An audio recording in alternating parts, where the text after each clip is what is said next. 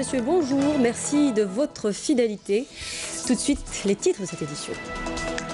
2 mois nous séparent de la rentrée sociale. Les préparatifs vont bon train selon le ministre de l'Intérieur, des collectivités locales et de l'aménagement du territoire. Nourdine Bedoui a annoncé une série de mesures censées assurer le bon déroulement de cet événement. Dans cette édition, la course vers la démocratisation de l'utilisation des technologies de l'information et de la communication au profit de tous les citoyens. La ministre de la Poste, des télécommunications et des technologies du numérique était hier à Souk-Ahras pour lancer le projet du câble à fibre optique de 70 km entre les wilayas de Souk-Ahras et Tébessa. Nous vous emmènerons également à Kolo pour vivre le lancement de la récolte du liège. La récolte est un véritable succès cette année, au grand bonheur des habitants de la région qui vivent de cette matière première.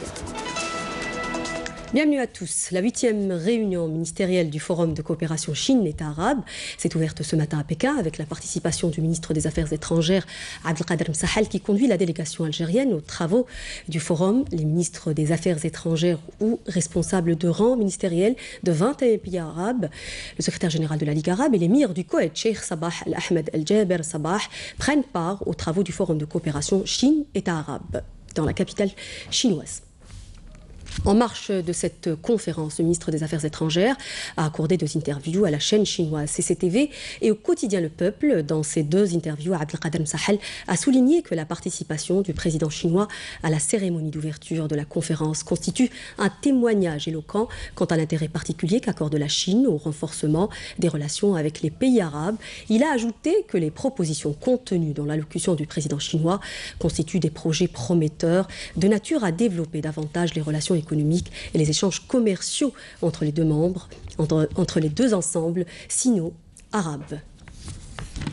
Nous l'annoncions, titre 2 mois nous séparent de la prochaine rentrée sociale. À ce propos, le ministre de l'Intérieur, des collectivités locales et de l'aménagement du territoire a annoncé que plusieurs mesures ont été prises en prévision de cet événement. Selon Nourdine Bedoui, tous les moyens ont été mobilisés pour que la rentrée sociale se déroule dans de bonnes conditions et conformément aux instructions du président de la République, nous dit Karim Maïfa. Regardez.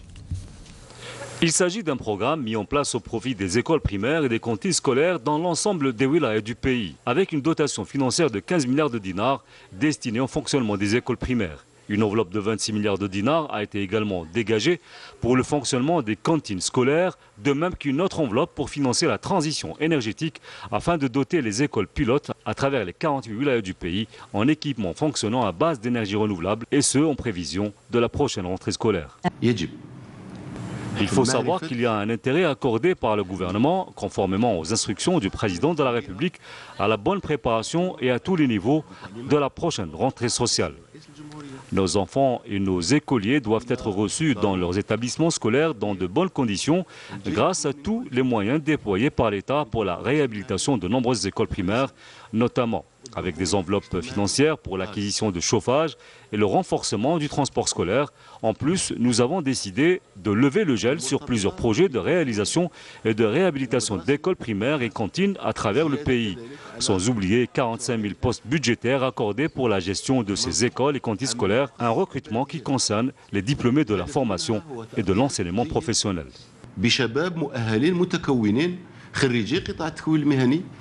Pour la saison estivale, le ministre dira que tous les moyens ont été mobilisés pour la quiétude des vacanciers, soulignant qu'aucun espace ne sera squatté, notamment les plages dont l'accès est gratuit.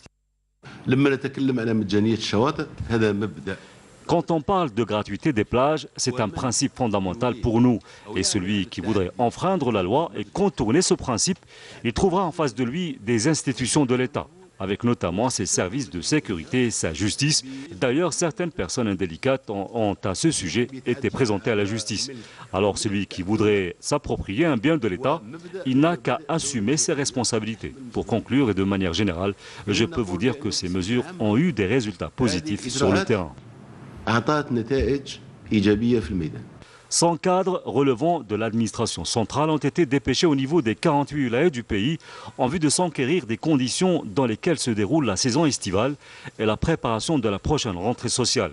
Et ce, dans le cadre de la nouvelle approche de gestion qui s'appuie sur l'évaluation continue de toutes les activités du travail de proximité et la coordination permanente entre les services centraux et les collectivités locales. Éducation nationale avec la plateforme électronique de recrutement pour les 2 paliers moyens et secondaires qui sera ouverte au niveau des wilayas du 11 au 16 juillet en cours, a annoncé hier la ministre de l'Éducation nationale Nouria Benrabrit dans une publication sur sa page Facebook et Twitter. La ministre a fait savoir que l'exploitation des listes de réserve au titre de l'année 2017 se fera selon les besoins de chaque wilaya, ajoutant que les concernés participeront à la formation préparatoire à partir du 25 juillet prochain. Comment promouvoir la coopération algéro-tunisienne dans le domaine de l'enseignement supérieur et de la recherche scientifique?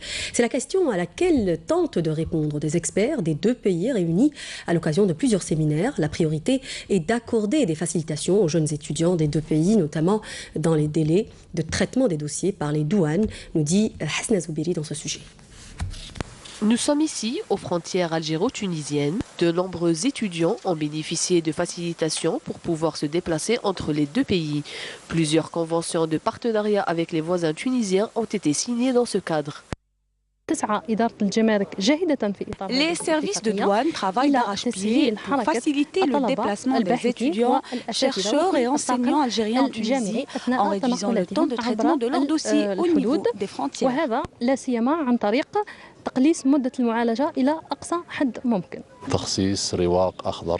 Nous avons consacré un couloir vert pour cette catégorie de cadres. Nous appliquons une prise en charge spécifique en assurant leur sécurité et accélérer les procédures.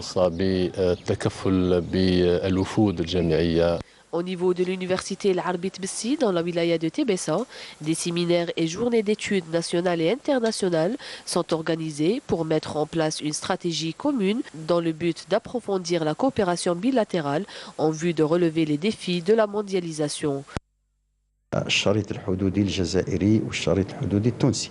L'université de l'Arbit Bessi essaie de concrétiser cette convention, notamment dans les échanges d'enseignants entre les universités des 2 pays et le déplacement des étudiants. Le but étant de bénéficier des expériences des uns et des autres, et ce dans toutes les spécialités.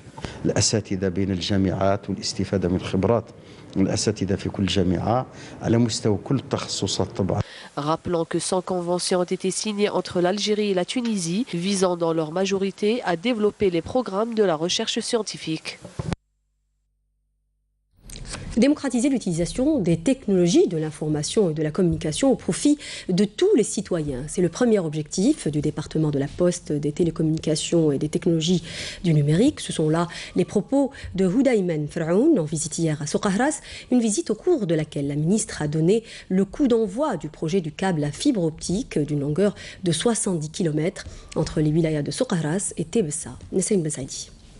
Permettre à tous les citoyens d'accéder à un service de qualité en matière de postes, de télécommunications et de technologies de l'information et de la communication. C'est le premier objectif du département de la Poste, des télécommunications et des technologies du numérique. Lors de sa visite dans la wilaya de Soqahras, la première responsable du secteur a donné le coup d'envoi des travaux du projet du câble à fibre optique sur une distance de 70 km.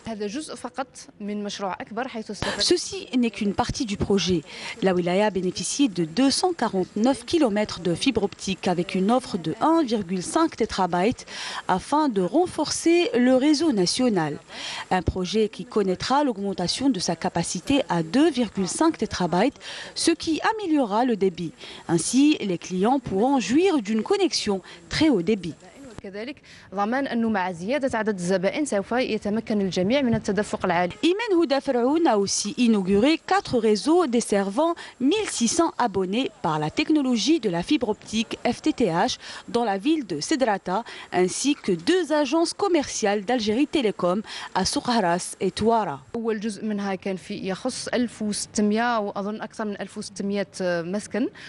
La première partie de ce projet a concerné 1600 foyers reliés au réseau de fibre optique.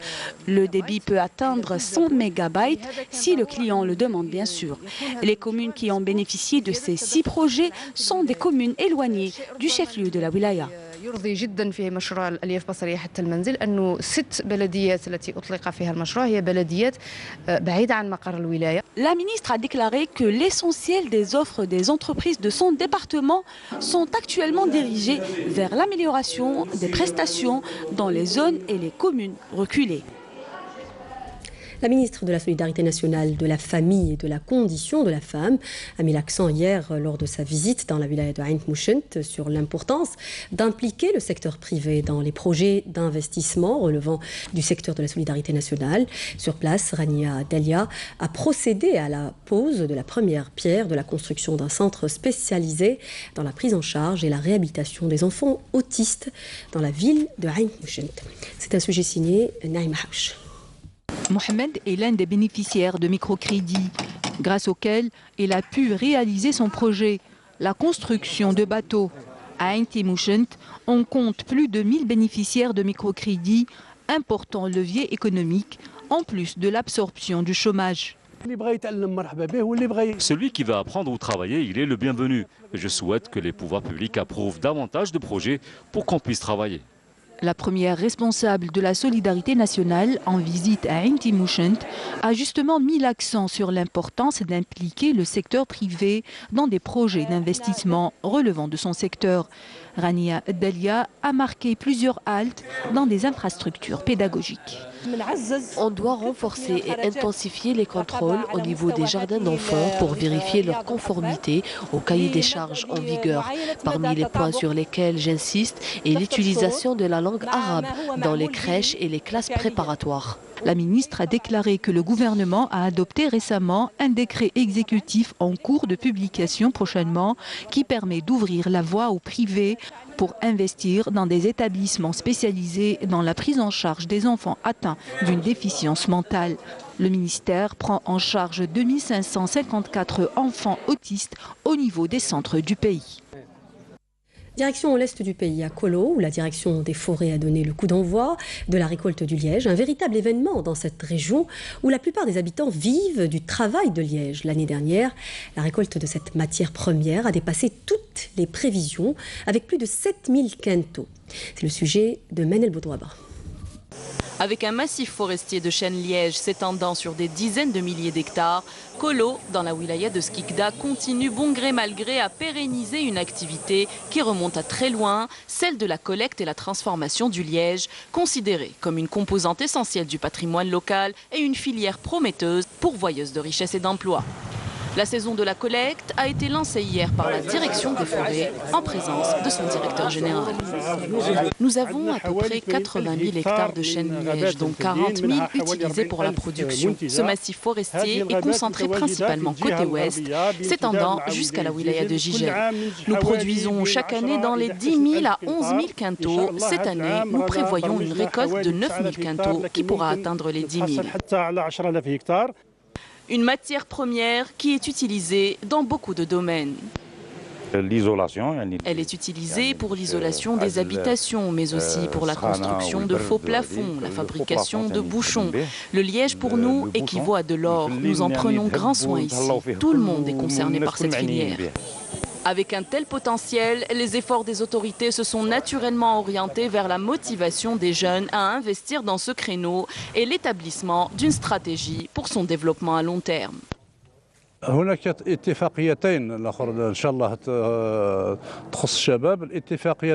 accords de partenariat ont été signés et concernent notamment les jeunes. Le premier a été signé avec des organes d'accompagnement comme l'ANSEJ, la CNAC, l'ANGEM, et le deuxième a été signé avec le ministère du Tourisme pour l'ouverture des grands massifs dans lesquels a été diagnostiqué un fort potentiel écotouristique pour la réalisation de gîtes, de chalets de chasse.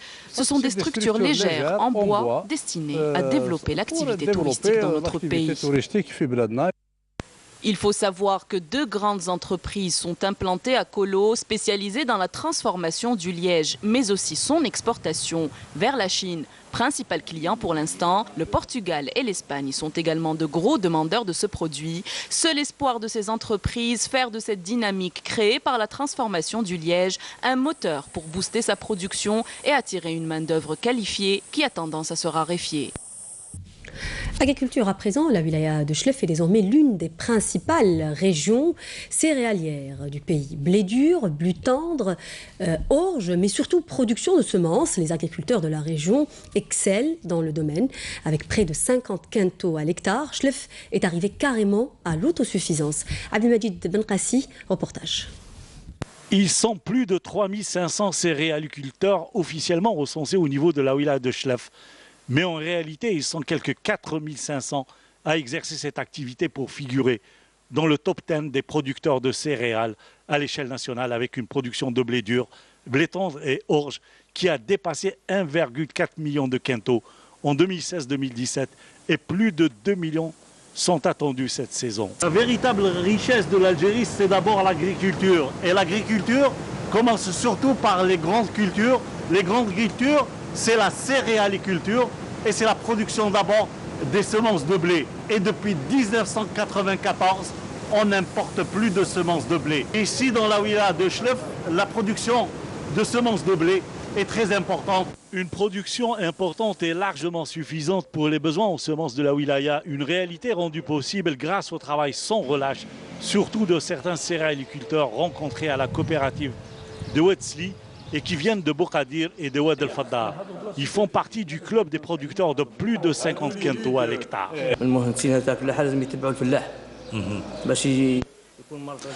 Nous pouvons faire mieux et améliorer nos performances s'il y avait plus de vulgarisation agricole, surtout avec les ingénieurs agronomes qui doivent nous orienter et nous informer sur les conditions météo, les maladies pour protéger nos cultures.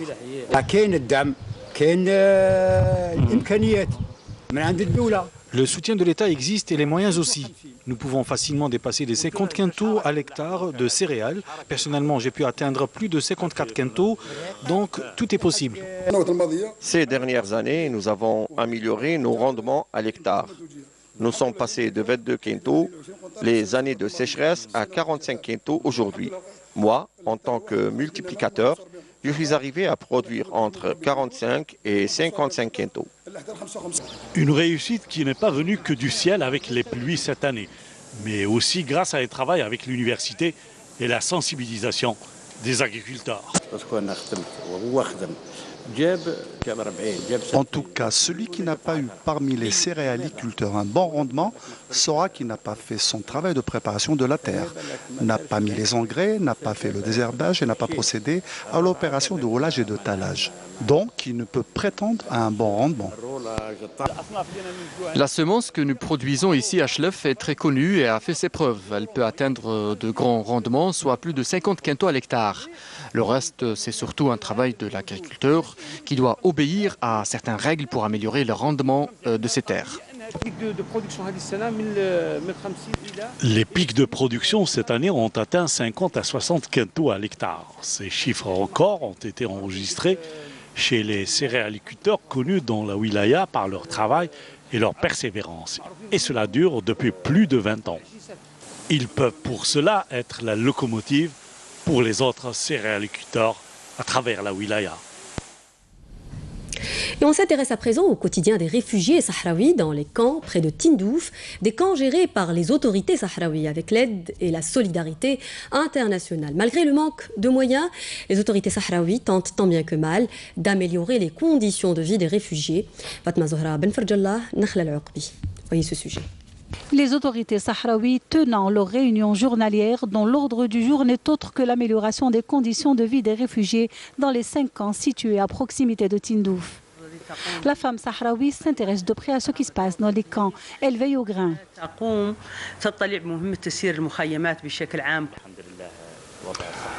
Pour l'heure, rien à signaler. Nous n'avons enregistré aucune épidémie ni autre maladie transmissible, cela grâce à l'équipe de médecins sahraouis. Les structures de base ont été pour rappel renforcées grâce à l'aide internationale, notamment pour ce qui est de la prise en charge sanitaire. L'autre acquis reste la liberté de mouvement à l'intérieur et à l'extérieur des camps. En plus des bureaux du Haut Commissariat aux réfugiés, il y a pas moins de 18 organisations internationales, sans compter les agences onusiennes.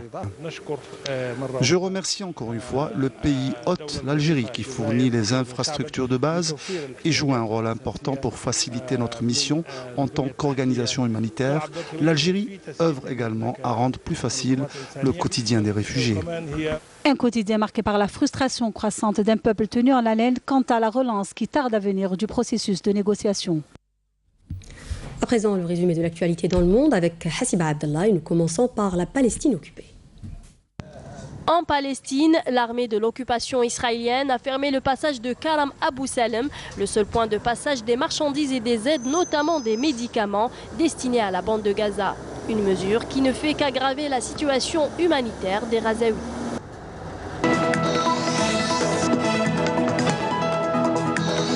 L'armée nigériane a libéré 183 enfants, dont 8 filles soupçonnées de complicité avec Boko Haram, a annoncé hier l'UNICEF dans un communiqué.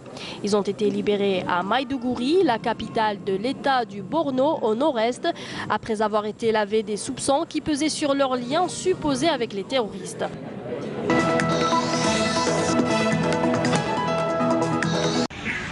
Thaïlande, le sauvetage se poursuit pour évacuer les enfants et leur entraîneur coincés depuis le 23 juin dans une grotte inondée dans le nord du pays. Hier, 4 autres enfants ont été évacués, soit 8 sur 13 victimes sauvées pour l'heure. Les sauveteurs redoutent de nouvelles précipitations avant la sortie de tout le groupe. Un mot de sport pour terminer. Après 3 jours de relâche, la Coupe du Monde du football qui se tient en Russie aborde les demi-finales avec une première demi-finale qui opposera 2 pays voisins, 2 pays francophones, la France et la Belgique. La rencontre qui se tiendra à 18h GMT, donc 19h heure algérienne à Saint-Pétersbourg, a tout d'une finale et risque d'être chargée d'émotions.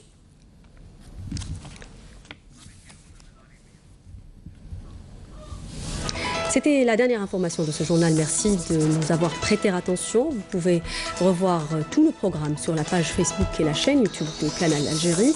Tout de suite, la météo de Emel Laribi. Je vous souhaite une excellente journée à tous. Au revoir.